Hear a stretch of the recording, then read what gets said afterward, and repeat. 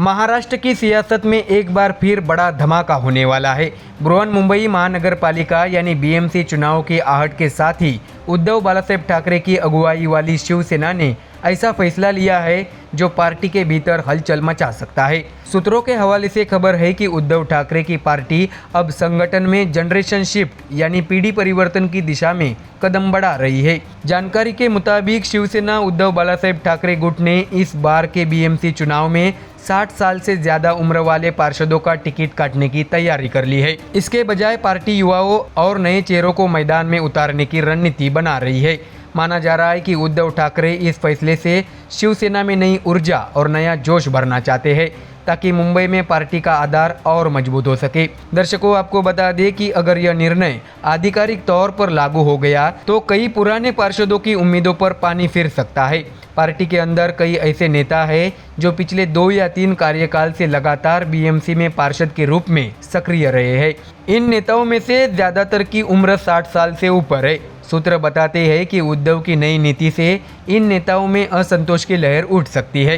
राजनीतिक विश्लेषकों का मानना है कि अगर पार्टी ने वरिष्ठ पार्षदों को टिकट से वंचित किया तो उनमें से कुछ नेता विद्रोह का रास्ता भी चुन सकते हैं। कुछ के दूसरे राजनीतिक दलों में शामिल होने की संभावना से इनकार नहीं किया जा सकता।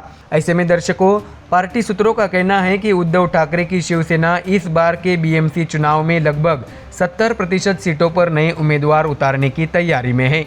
यानी शिवसेना के चुनावी मैदान में इस बार युवा और नई सोच वाली टीम नजर आ सकती है। पार्टी का मानना है कि युवा कार्यकर्ता न केवल जमीनी स्तर पर जनता से बेहतर जुड़ाव रखते हैं बल्कि सोशल मीडिया और डिजिटल प्रचार में भी ज्यादा सक्रिय है। इसके साथ ही यह फैसला पार्टी के रीब्रांडिंग कैंपेन का भी हिस्सा माना जा रहा है। उद्धव ठाकरे की कोशिश है कि शिवसेना को केवल पुराने नाम और चेहरों की पार्टी नहीं बल्कि नई पीढ़ी के राजनीतिक नेतृत्व वाली ताकत के रूप में प्रस्तुत किया जाए। हालांकि नए चेहरों को तरजीह देने के बावजूद पार्टी अनुभवी नेताओं की राय को भी महत्व देगी। सूत्र बताते हैं कि उम्मीदवारों के चयन में अनुभव और योगदान दोनों को तवज्जो दी जाएगी। यानी जो पुराने पार्षद पार्टी के प्रति वफादार रहे हैं या जिनका जनाधार मजबूत है, उन्हें सलाहकार या प्रचार समिति में अहम भूमिका दी जा सकती है।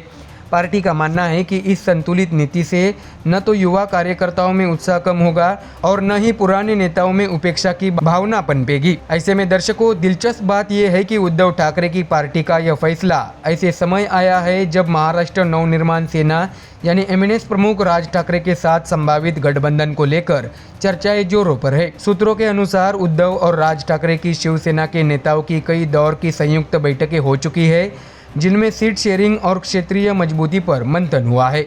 हालांकि दोनों दलों की ओर से अब तक किसी औपचारिक गठबंधन की घोषणा नहीं की गई है, लेकिन राजनीतिक गलियारों में यह कयास लगाए जा रहे हैं कि दोनों ठाकरे बंधु मिलकर बीजेपी और शिंदे गुट को चुनौती देने की रणनीति पर काम कर रहे हैं। तो दर्शकों, गौरतलब है कि 2017 के नगर निगम चुनाव में शिवसेना ने 84 सीटों पर जीत दर्ज कर बीएमसी पर अपना कब्जा बरकरार रखा था, लेकिन उसके बाद हालात बदल गए। पार्टी का बड़ा धड़ा एकनाथ शिंदे के साथ चला गया, जिससे उद्धव की टीम कमजोर पड़ी। अब उद्धव ठाकरे उसी बीएमसी किले को फिर से फतह करने की तैयारी में हैं, जहां से शिवसेना की ताकत की शुरुआत हुई थी। ऐसे में दर्शकों, इस बार मुकाबला और दिलचस्प होने वाला है क्योंकि बीजेपी भी मुंबई में इस चुनाव को प्रतिष्ठा से जोड़कर देख रही है।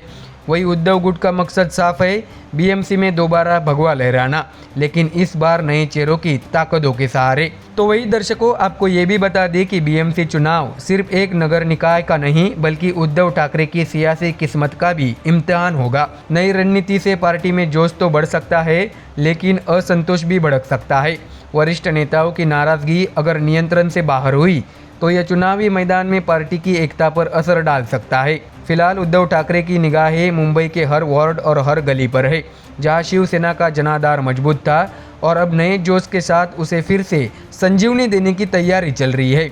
ऐसे में आने वाले हफ्तों में यह साफ हो जाएगा कि उद्धव की युवा शिवसेना रणनीति पार्टी को नई ऊंचाइयों तक ले जाती है या अंदरूनी असंतोष की आग में कुछ चेहरों को सुलझा देती है। तो दर्शकों, फिलहाल इस खबर में इतना ही। देश और दुनिया की बाकी और खबरें जानने के लिए जुड़े रहिए हमारे चैनल MDR न्यूज़ के साथ। धन्यवाद।